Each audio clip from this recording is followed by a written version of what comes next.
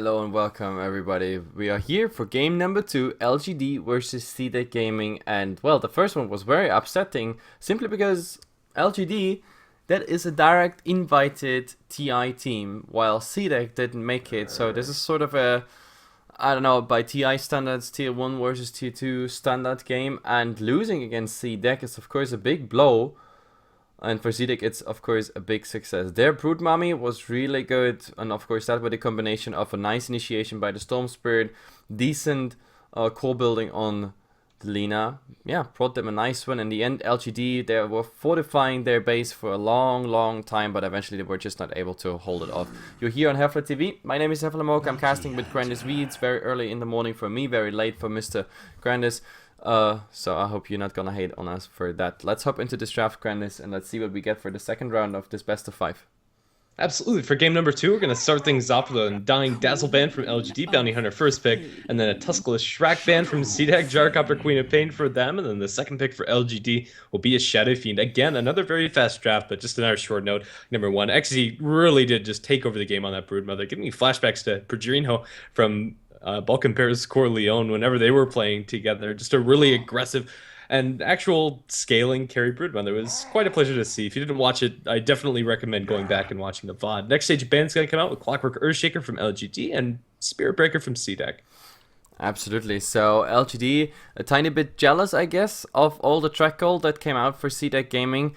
Now we have the Bounty Hunter on that side. They still want to build their whole team around a Shadow Fiend core, which is very interesting. CDEC, however, going for the Gyrocopter Queen of Pain, which we had pretty much the last week already in the ESC. See, even the Chinese tier 2 teams, they draft pretty much this combination. We all had all sorts of combinations.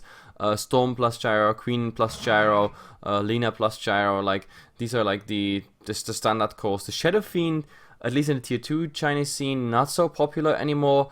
LGD, however, they really feel comfy with that hero, so they go again for it. I mean, the Shadow Fiend didn't have bad farming and also not bad laning, if you really think about it, but it's just the whole composition, initiation, everything just didn't work out, and by the time his BKB charges were wearing off, like he was down to 5 seconds at the very last fight, you really noticed the difference. Like, if he couldn't stand his crown, then the entire team besides him was also falling apart. And that, and of course also many other things, pretty much led to that loss. So we have another try, but this time maybe with some nice, of course, track gold. For sure. And honestly, game number 1, it was not the Shadow Fiend's issue. It was just the rest of the team being so underfarmed because of the map control from CDEC, and especially the Broodmother making it so the Queen of Pain couldn't farm safely at all, and the supports couldn't get anything. I think the Shadow Fiend pick is fine to rely on. Again, maybe played pretty well, even though they ended up losing game number 1. It's going to be a Lion next for CDEC, a pretty standard support, all-around jack of all trades. Just a great hero. A lot of disable, a lot of nuke damage. Can't ask for much more, although he might end up being food to the Bounty Hunter if he does get behind. As long as they can keep levels and farm up for this line, should work out nicely for CDEC. Absolutely. And I mean, they have to go for something like the Lion, because like the standards already have been banned out. The standards, I mean, for the Chinese scene, absolutely standard at the moment is the Tusk, as well as the Undying. For the offlane, the Clockwork. These are like always banned unless you grab them in the first 2 picks. Leshrac Core, well, that's also kind of self-explained, the whole thing. That they ban out the Lion, the Rubik, it's quite interesting. I thought maybe picking the Rubik over the Lion might be interesting, just for the fact that you could also again steal Bounty Hunter spells. They're always nice on a Rubik, like invisibility on a Rubik, we saw it last game, can become in very handy, as well as stealing track. That of course would also be a nice upside, because suddenly you find yourself having track gold, even though LGD drafted a Bounty Hunter. But that's not gonna happen, they ban it, take the Lion. So there's the big bang. But talking about bangs, Bane not really known for big bangs, but Brainzap is also like a nice chunk of damage. I don't know, Enfeeble in the laning phase, maybe we're gonna see level 1 Enfeeble, but not more than that. But the setup of, for example, the Nightmare into a Bounty Hunter opening plus raises on a Shadow Fiend or anything else is of course nice. Not to mention, of course, the ultimate. The ultimate is very strong, doesn't care about BKBs whatsoever. You can really hold someone. The only question is, can you actually get it through? I mean, can you hold this ultimate for a long time? Because Queen of Pain might be there with the Orchid. We have the Lion, there's a Hex, there's a Stun. Gyrocopter, potentially there could be, in theory, a rocket, even though we're not gonna see this till like very, very late. Most of them don't go for the level 1 rocket. So I'm kind of worried. At the moment, I would still vote change the line for Rubik, because that would be kind of amazing. Bane is always getting that ultimate stolen and turn around by a Rubik. The next pickup for CDEC is going to be a Phoenix. This might be a little bit problematic for LGD, as they don't have good supports for killing the Phoenix in the laning stage. Bounty Hunter and Bane just don't have the lockdown to make it so Phoenix can't Icarus dive away. They can still put a lot of pressure with the harass coming out from a Bane, a very annoying hero to go against, but now LGD are going to go ahead and pick up the Pugna. Okay, the Pugna. We saw that in ESCC quite a couple times, that, quite a few times, I mean, that the Pugna came out and was pretty much like the second core, like the sort of pushing element in the entire draft. So everyone else was really just holding the crown, being there for fights, and the Pugna there just for the wards, which is always good, of course, in the fight. Queen of Pain is of course heavy when it comes to spells. The same for the Lion. Phoenix, yes, as well. Gyrocopter probably wouldn't care too much if he popped everything and then just goes ham. Still, the Nether Ward is gonna hurt. Plus, of course, they have some push element in their draft, which CDEC doesn't have at this point. The last couple bans are pretty interesting. With the Storm Spirit Naga ban, maybe it looks like CDEC are expecting the Pugna to be played in a support position, and throw the Bounty Hunter into the off lane, or at the very least, just sacrifice one of these 3 heroes, the Bane, Pugna, or the Bounty, just to soak experience in bottom lane. Yeah, pretty much. The last bans come out. Okay, they ban out a Naga Siren. We actually saw some Chinese teams playing a Naga Siren in a 4th position and then slowly transitioning into some sort of core. But talking about core roles and everything, we get a Brood Mommy again. They drafted into a Bounty Hunter.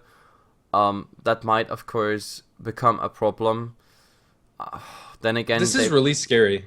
Like, honestly, LGD don't have the appropriate wave clear in their safe lane to deal with Broodmother's spiders. Bounty Hunter and Bane as supports, or any combination of the 3 heroes, including the Pugna, are really going to have difficulty dealing with this Brood. It's a hero that wasn't banned out because they expected the Phoenix to be going into that off lane, but this angle from CDEC is very threatening. The Dragon Knight for LGD is going to give them a little bit more pushing engine, and maybe they can just mow down towers if Shadow Fiend gets a very quick mechanism, or Pugna does. But they rely so heavily on the early tier 1 towers falling. If they fall behind this game, LGD are going to be in for a world of hurt. Another situation where the Broodmother could just take over the map. Absolutely. I mean, we have Raises, we have the Nether Blast, and we have the Pre-Fire. Like, those spells worth to mention that actually could go and make Brood Mummy's day, not a Mother's Day. But, well, that's pretty much it. That really sums it up. And we saw last game how valuable the Broodmother was to the entire game unfolding. It bought the time for the rest of the team. And then later on, she really went for that heavy core build, not some Dagon laser stuff. Everything was fine. So let's see. The Gyrocopter, of course, in a similar farm like Shadow Fiend, is just as a formidable carry. And if the Broodmother comes on top of that with also a similar build we saw last game, then that's very, very interesting. So guys, we're going into it. For those who just joined, it's 1-0 Atomov for CDEC. CDEC being definitely the underdog in this one. LGD, a tier 1 Chinese team, directly invited to the TI. They had actually a decent performance, like when you look at their last games, but against CDEC, they were struggling. So let's really fast introduce them. We have Garda playing the Lion, we have Shiki on the Queen of Pain, Aggressive on the Gyrocopter, and the Phoenix is gonna be played by Q. And I think I forgot someone. Yeah, Xe is on the Broodmother. Yet again, and for LGD, we're going to have Zhao going down for some deep wards as the Bounty Hunter is going to place out a Dire Observer ward to block out that small camp. But the rest of the heroes, very quickly, is going to be playing on the Pugna. The Dragon Knight going to be handled by maybe Sylar on the Shadow Fiend this time around, and Bane handled by MMY. They're going to spot out the Brood as she goes up to the high ground, placing her web to try and snag this bounty, although it is pretty risky. There are sentries on the Bane, and Broodmother wanted to go for that. She'd probably have to commit a sent herself, but it is worth noting that she is holding onto those sentry wards and has a Quelling Blade too, so can instantly deward away from the Bane. She'll win that sentry battle 9 times out of 10. Yep, absolutely. This gonna look like yeah, it's a 50-50 split in the bounty runes. Like the bounty hunter is not gonna try, because there is a sentry ward actually on, I think, yes, on the Lion. So in theory they had the means to kill him. That would have been a Shadow Strike, that would have been a Earth Spike into Rocket Barrage, so that really did not happen. Bounty Hunter just goes for the harass, which is quite decent, forcing the Queen of Pain into using already one of the shared tangos, which has like a 60-second cooldown, so that's all good. The Lion, we have to see, he's probably gonna get some harass, and now we have to see how the laning unfolds. Top, there is, yes, there's already one sentry ward, as well as a observer ward. That's cool. What's the name of this observer ward? Can't pour tower? Okay, interesting. I guess so. I don't really have anything else to say. The one XZ doesn't know where those wards are, but does have sentries himself, so he could very well go for it. Even with some harass onto the Queen of Pain, the Queen of Pain is still going to have a great time against the Dragon Knight. Although the DK at the moment is still farming at the same rate, that's not going to be the case for much longer. Bane going to use the Tango to eat that sentry away from the Broodmother, so that ward is going to maintain its position, but Broodmother actually going for a point in cap bite. He's going to trade hits with MMY fairly effective with the extra mischance. Yeah, well, it's not gonna be enough. If that Bane is level 2, he's just gonna brain sap the hell out of you, which means he's gonna get HP back, and well, as long as that sentry is still there and everything, it's good for the Shadow Fiend. And the problem is also, like, once they are bouncing back on this lane in the balance, then he's gonna go pop his second sentry, and then the Broodmother has nothing left. They have to spend another 200 gold. But talking about gold, Queen of Pain, well, she has the blink. She's gonna get the harass damage. There's also no stun on the Dragon Knight. It's way too early into the game. He's just level 3. Talking about it, there is the sentry ward by the Bane, not used yet. Still the Broodmother's sentry up. Yeah, even though the Brood's not getting much farm at all in this top lane, sitting on 3 CS, she'll try her best to stay in lane and get experience, and for now it's working out pretty well. But now that that sentry has been dewarded and she has no more sentries left, XC is going to struggle a little bit more this game than we saw in game number 1. But bottom lane, there's a DD Phoenix, Icarus diving in forward for Yao, but there's no disable, so the Pugna will just be able to walk that one off. A little bit ambitious from CDEC. Yep, this, I don't know, this support Phoenix that does not grab any experience whatsoever, I'm not a big fan of it, because like the early Nova is so powerful. I mean, that thing is popping up and everybody is running. You barely have any opportunity to actually kill it, even though the hits required for level 1 Nova are not that high still. It's, yeah, that's why I don't like it, but we have to see how much experience he's actually gonna get, I don't know, later into the game. We're just 3 minutes in. Maybe he's gonna get part of the lane at a later stage. Yeah, definitely. So I think one of my favorite parts about Phoenix is when you get points into Fire Spirits, you can very easily triple pull through and very reliably get some XP that way. Especially a Pugna isn't really an offlaner that can contest that, but to have that available, you need level 2, and that's going to take quite some time. Mid lane, another go on to Shiki, but with the blink, there's really nothing they can do other than harass the Queen of Pain. But now their bottle's back in after being crowed to base. She's going to be back at a reasonable amount of HP, and the laning stage in general is looking pretty good for CDEC. A slight advantage for them, but nothing too huge. Nope, this one at the moment is looking like a really slow game. But I would even say that favors a bit LGD. If they have like their lanes and they can just straightforward farm, LGD really feels comfy, and that's where it's heading at the moment. The Broodmother cannot unfold just like she did last game at the moment. As long as there's sentry sovereignty by the Bane, everything should be absolutely fine. We have the runes coming out. Queen of Pain is gonna get the haste, while the Dragon Knight is gonna get the bounty. We have the Phoenix grabbing some experience now in the mid, so the Fire Spirits are coming out. Still nothing that is actually like too dangerous. The Bounty Hunter, well, he's not doing much at this point, not even harassing. Yeah, the one here that we haven't talked much about is the Pugna down the bottom lane. It's not something you see Pugnas do very often, which is just getting offlane themselves and soak experience, but with his extra movement speed, he's been able to keep the line at arm's length. The line didn't go for boots first, and although he does have them now, the Pugna's managed to find himself level 4, which is honestly quite good in this situation, on par or just under where the Broodmother is sitting. Broodmother has since picked up level 5. Yeah, pretty much so. 5 minutes in, a Bounty Hunter just saying hello here bottom, but there's nothing he can actually do. We have an Icarus dive. The Lion should survive pretty much any onslaught, and you can't really go against the Gyrocopter, especially since the Gyrocopter is soon also level 6, and then of course it becomes a problem. Well, we have, well, more runes coming out. No, never mind that. We are at the 5-minute mark. I was already on 6 minutes in my head. We have, what did he just ping out? As in observers. I think there's something coming. Maybe even for the Broodmother to get her some presence on the lane. A second support just rotating top might actually be an option for them at the moment, but it doesn't really look like they want to go for it. Yeah, this is a very passive game. There have been a couple of pokes and prods from either side, but no real wholehearted kill attempts. A lot of this comes down to the support choices from either side. The Phoenix and the Bounty Hunter. Even though Bounty Hunter can, in theory, go for some rotations and kills, he can't do so alone against the Queen of Pain. They need some hard disable, and Bane doesn't offer that. Although he is level 4 and has some nice setup with the Nightmare, there's nobody really to benefit from that incredibly. As long as the Queen of Pain doesn't waste her blink or blink aggressively, she should survive.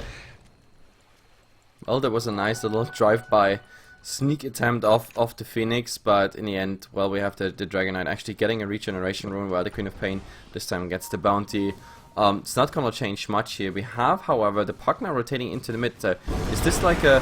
Yes, this is an early push coming in. This is the ultimate plus the Nether Strike coming out. That's very interesting. So they really want to go for that early aggression. Of course, it opens up even more free farm for the Gyrocopter, but he wasn't really, I don't know, lacking that. Poor Xiao Wei getting cut out behind the tier 1 tower there by a Sentry Ward.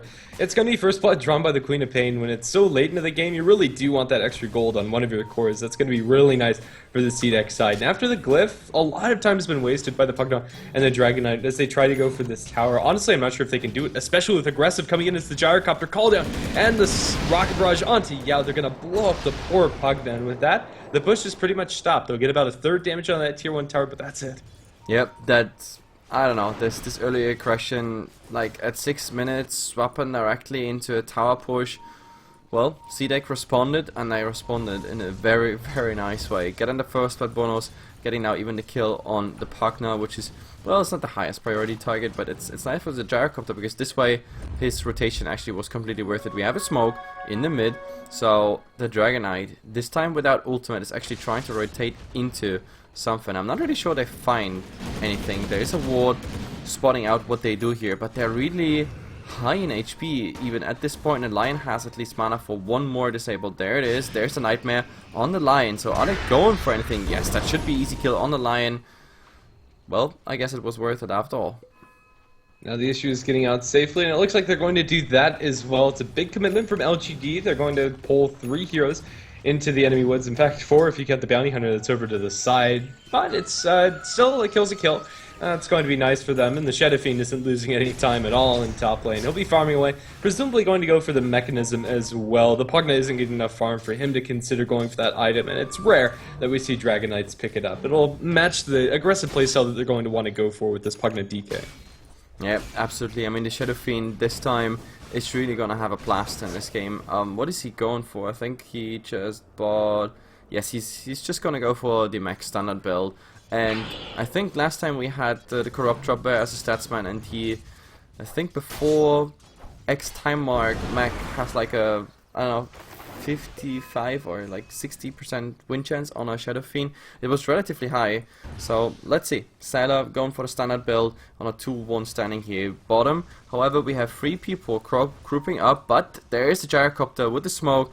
However, the Bounty Hunter was scouting this one out, so they're probably pulling back. There is a Phoenix, but of course he's not level 6, he's just level 5. They could need, really need that Nova at the moment, so I think LGD, they're gonna get this tower, there's just no doubt about it. With the ultimate, that's just too strong. In the mid, maybe they try to at least do some damage on the tower, but LGD might rotate in and just defend this one. The Gyrocopter's been very active around the map, and even though this is nice and all for aggressive, and they've been getting a little bit when it comes to map control, they're not getting the towers that they really need, and they're not getting the kills to make up for the fact that the Shadow Fiend is out farming him. In fact, almost has that complete mechanism. Actually, it's on the courier. He has it all the way done whenever he wants to fly that out to himself. He'll try to throw some raises onto these spiders, and he'll land it. That's a lot of extra CS for him that he didn't have to work for at all. He's going to pop a salve, and all that harasses down the tubes. Yep, and in the mid, well, we had some tower damage, but we also had a smoke by LGD. Nothing of that is really working out, and, well, interesting to say the least. We have the Queen of Pain here in an awkward position, 10-minute rune. There's a sentry, however, and now they're gonna go on a bounty hunter. That's another easy kill for them to pick up. The question is, do we get more? It's a 3-on-3 situation, and the ward is up. There's a cooldown, but this cooldown is not gonna do much. It just did one impact on the Bane, and that's pretty much it. However, still another fast kill for CDEC. And now in the mid, however, we have the Dragon Knight as well as the Shadow Fiend now rotating in. They have the mech, they can fight early. That's what LGD wants to do, snowballing early into this game. Broodmother, of course, top, also pushing like mad now. This tower most likely gone. There's no cliff even available. Yeah, that should be a tier 1 tower, but there's not really much stopping LGD from going for more. The only issue is that MMY still doesn't have access to the Fiend script, but they have more than enough mana on the Shadow Fiend. They didn't have to use the mech for the first push. The only issue is that Yao is pretty low on the mana tank. They'll get a little bit of damage, but now up towards top lane, 2 Invis heroes are going to be sitting. But if they get into a fight, Broodmother definitely wins. This Bounty Hunter is just trying to soak as much experience as possible. LGD would really like to have track under the belt. Absolutely. So, well, we have to see where this one is going, because LGD, they kind of stopped their push. Broodmother, however, now, of course, now that the tier 1 tower is going down, we have the opportunity for the Broodmother to like just go in the enemy jungle just like we had it last game. This time it's just the other side of the map. So, well, let's see if she can now start with this push. Yeah, she'll keep on a little bit of control inside the enemy woods, but if Sylar ever finds a double raise onto those spiders, could very easily mop those up. We do have a Midas now flying out to the Broodmother, a reasonably timed Midas, especially since she went for Soul Ring, a 4-man shield beforehand. Good timing for an offlaner, but yeah, it's going to maybe delay her impact a little bit this game. That's it. I still think it's a reasonable pickup. Absolutely. I mean, bottom, they're gonna go for the tier 2 push if they're completely undisturbed. The Dragon Knight has his ultimate ready. That's automatically 100 damage per hit plus the right click damage on a tower. That should be easy going for him, but no, he's not gonna go for it. He's not gonna pop it. Maybe now the double damage is gonna encourage him to do something, but I kinda doubt it, because if he's really alone, then CDEC has a chance to actually snack him away really, really fast. Well, we have Fiend script now for MMY down the bottom lane. They could very easily kill off poor Q if they catch him out inside that Fiend script and have Breathe Fire available. With the double damage on Dragon Knight, that's a clean kill if they can line it all up. The Phoenix probably not going to stick around much longer, and they'd much rather have the Gyrocopter or the Queen if they're going to blow the Fiend script for it. They'll leave the Dragon Knight down here and now bring in the Cavalry. It's going to be the Shadow Fiend coming in with that fresh mechanism, and they'll go for a little bit more. The tier 2 tower is going to be under siege. CDEC need to react, and it looks like they're going to do so with the smoke on to 4 heroes. Yep, that's smoke on 4 heroes. It's a 4-on-3 situation. They just need an initiation, and now that's of course the biggest problem we have. No Blink Dagger on the line yet. There is, well, they scout something out with maybe that ward, but they're already going back. There, finally, the Queen of Pain is coming out. Is she using the Sonic Wave already? No. There is the egg coming in. That's a lot of damage, as well as the cooldown. It's a beautiful position, but does the egg actually go through, because the DK is already working on it? Is there maybe a Hex here by the line? Well, he's not even gonna get it to cast the Decrepify at the moment. Keep him alive, but with the Janata and the Brain Sap, it's a 2-for-1 trade at the moment. Queen of Pain just calling it off. The Gyrocopter like never entered that fight. He was like, nah guys, that's too much, like fighting low to high ground, that's too much for me. But look at the Broodmother. I mean, this is a very nice situation for her. Suddenly she has all the space in the world. That trade isn't even a 2-for-1. Bane got a successful deny coming out from the Nightmare, so MMY is going to make sure that they don't get anything from that trade directly. The damage on the tier 2 tower on top still stands, but it's really nice for LGD, especially since they got track on at least one of those kills, so it's going to be a substantial amount of gold. Although Shadow Fiend did lose quite a bit in return, it's still going to leave a sour taste in CDEC's mouth.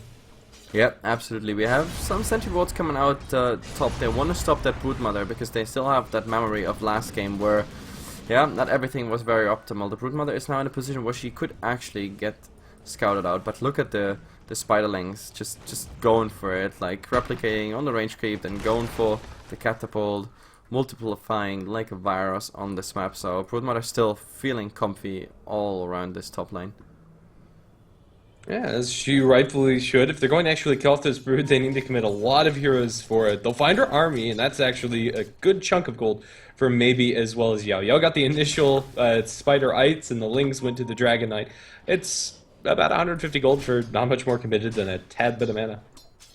Yep, and looking at the items at the moment, like, is there something crucial coming? Like, we don't have a mech on CDEC side. Of course, it's a disadvantage in pretty much every single fight. There's no cliff available, and yes, in the mid, they're just gonna go for it. Is there a track coming out? No, the bounty hunter just a tiny tad too late, so they're not gonna get it. But at the same time, they're also gonna get a tier 1 tower top, so the partner just got the last hit, and, well, they're rotating back just to defend bottom, because it looked like someone is at least pushing the lane towards it. It's only a line, so there's no danger to siege damage whatsoever. No, definitely not. This game still could go either way. The net worth graph is pretty even on either side. In fact, the net worth graph is almost zeroed out. In experience, although it's a slight advantage for CDEC since LGD have been 5-manning and pushing so much, it's really not that substantial either way. This game already is closer to what we saw in game number 1. Absolutely, it's like this game, 50 minutes in on an even graph pretty much everywhere. Still, LGD, they have a very, very strong push. The problem is that, like, if you really fight at this point, and if you lose, you're also gonna lose a lot of things around it. Now they're gonna go into Roshan, yep, because Sylar should be able to actually tank Roshan for quite a bit. They have the minus armor from the medallion that's needed, but it seems like they don't really want to go for it. Nope, he just took that double damage. With the double damage, it should be easy Roshan. The question is, how much do they have to give up for this Roshan? Mid is definitely... well, gonna approach the tower. And top too, yeah. That's the bigger issue. It's already down to less than 500 HP. This one's going to go down in trade.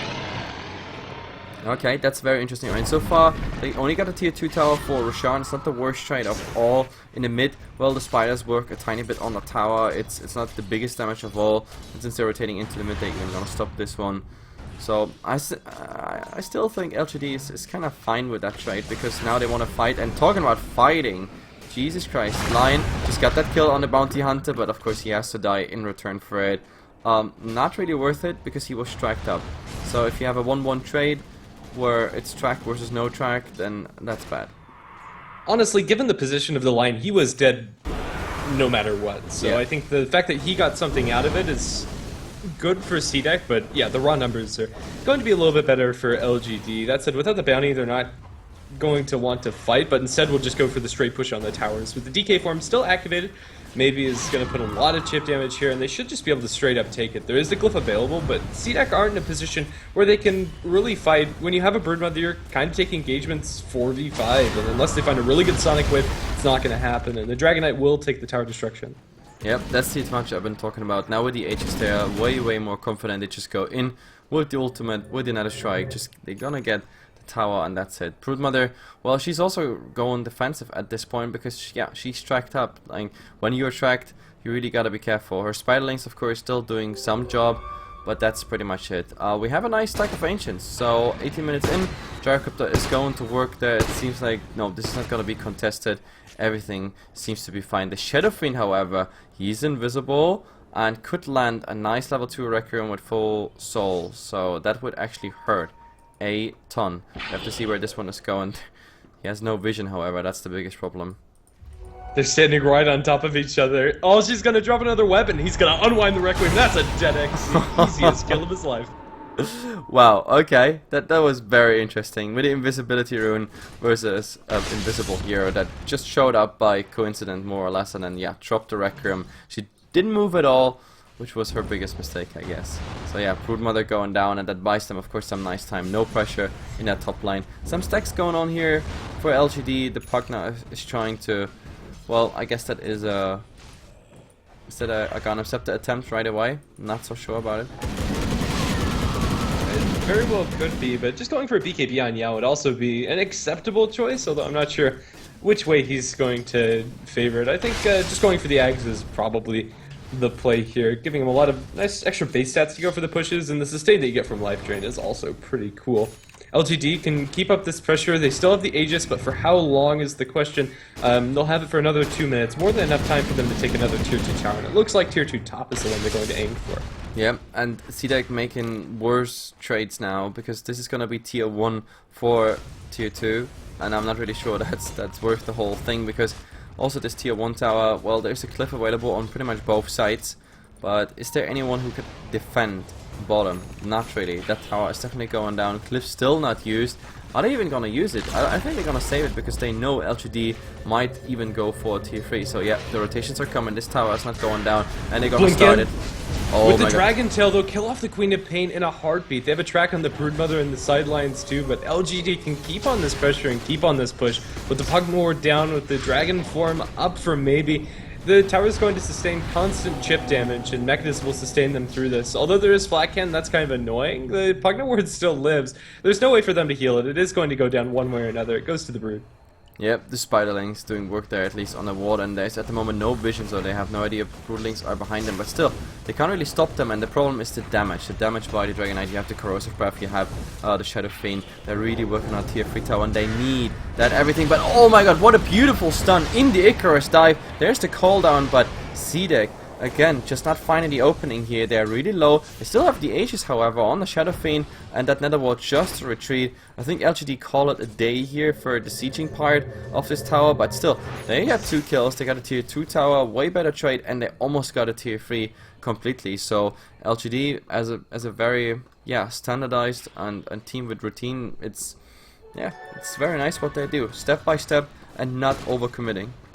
Yeah, for sure. It does cost some 10-second BKB charges on both the Shadow Fiend and the Dragon Knight, but 100% worth it. That was a really nice Dragon Tail, as you already mentioned, on the Icarus dive from the Phoenix, but that vision was set up almost entirely by the tracks coming up for the Bounty Hunter. They knew Phoenix was going in before he even landed in his spot that he wanted to go for. There is a Blink Dagger on the Lion, so there's a silver lining this cloud for CDEC, and that's going to help so much. They absolutely need to find initiations on their own terms. It's really been the most difficult part of this game for them. The Queen of Pain can't set up, the Gyrocopter can't either. Oh, they're going to find initiation here. Yeah. They're gonna blow him up. The Crapify as well there on top on that Requiem. That really is just gonna hurt. He was really far out, I have to say. I mean, really far out with no vision whatsoever. And now LGD also like claimed that in the mid that was just making sure there's nothing else coming. Sentry Ward being down, and well, they're gonna rotate from mid into top. At least the Pugner's gonna go there. I'm pretty sure because he can get another blast easily. So at least some D-warning is coming out. But look at this, Dragon Knight coming in the mid. Of course, those creeps disengage the backdoor protection. They're already working on that tier 3 tower as well, and they're just gonna go for the melee Rex, and I think they're gonna make it because they need the Gyrocopter to defend. There's no cliff whatsoever available, so CDEC is gonna give their first Rax away, even though they're super slow at the moment with the Fire Spirit. Yeah, it's laughable how slow the DK is going, but now popping the BKB, not going to take any chances. They'll grab the barracks, and they should be able to get out. Honestly, Gyro had no business being that far out in the mid lane with the vision that CDEC currently have. They have a high ground ward inside the woods, which protects the Broodmother's split push a little bit, but Gyrocopter was absolutely blind and aggressive as soon as he gets disabled in any form or fashion. This time it was Night Baron directly, and he just falls flat on his face. We have no BKB for the Gyrocopter. He's holding on to a helm as well as an Ogre Club, but he's desperately trying to scramble for these items that will help him live, and honestly, just a BKB isn't going to do it. He'll just get Fiend Script and then smashed down by the Shadow Fiend and Dragon Knight's right-click damage. So what's the difference between the first game and the second game here? Like, of course, LGD, they found on their main core pretty much farm. On both cores they found farm, which was not the case last time. Like, their Queen of Pain completely failed just because the Broodmother had such a nice presence in the lane. We have 2 smokes at this point going on, and just to also think about what did the Broodmother do while they were pretty much breaking the base. That is like just some chip damage on the tier 3 tower. That's all she was able to do in the meantime. We have the Gyrocopter again in a very, very awkward position. They find him, there's the track. Now the entire team is clashing, but oh my god, this might be a good fight because they are here, 4 men on the high ground. Broodmother is close enough to actually might be able to join the fight. The Gyrocopter going north and still having like long duration of his track going on. What the hell is wrong base? I don't know. They're going to find the heroes on the back lines. The Sonic Wave over 3 is going to be pretty good, but is it good enough? They'll lose the line as the Requiem's around by Sylar is going to kill off 1. The Queen of Pain also going to hit the deck with a raise. They'll lose their Broodmother, and the Gyrocopter's now standing alone. There's a Phoenix over on the sidelines. Sylar is going to fall. A triple kill for Sylar and a double for Aggressive, but now that the Phoenix is alone, he's also going to die. A 2 for 5 trade as CDEC. That was such an aggressive move. They knew that everybody from LGD was on their tail. That was such a deep chase, and they thought that they had it, but the way that initiation went down was anything but clean. Yeah, that's like more than a 2k swing just right there. Plus, like the track already made that swing easy. that Nova was kind of out of position. I felt like he had to use it that early, and it was really far away. Like the Shadow Fiend, for example, the Bane, they weren't even hit. Just DK took some damage, but that was also like not too significant. He pretty much tanked that all away. So this engagement was kind of awkward. Like the little bait run of the gyrocopter ended in kind of a disaster. Also the Broodmother not having too much impact in this fight. I mean, compare this Broodmother to what we had earlier. Like at this point he was like having Sanga Yasha, like SMY pretty much ready at 25 minutes. Now he went for BUTs right away, which is also a very interesting thing, to be honest, because it's quite a lot of you know, gold spent on that item that doesn't really add anything to the fight. And LGD already broke the base, still working on the base with any next potential push, potentially also after Roshan, which is gonna respawn in less than a minute.